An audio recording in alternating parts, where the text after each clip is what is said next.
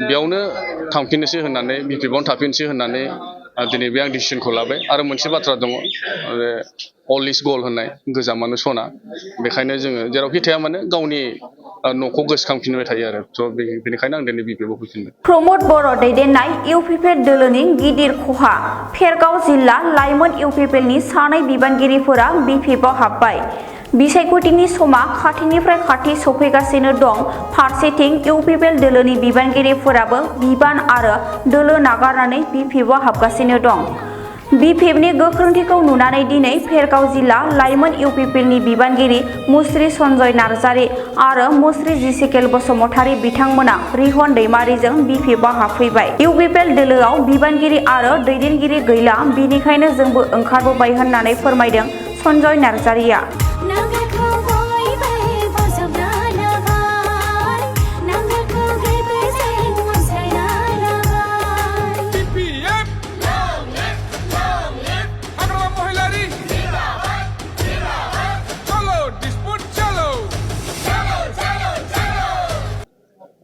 बे समाव आङो दिनै बहुद माने एनालाइज खालामनानै बा साननानै दिनै बिपिएफ पार्टियावनो आङो जिहेथु आं सिगां बिपिएफ पार्टियावनो 17 बोसोर थाबोनानै मावखानायमोन बेनिफ्राय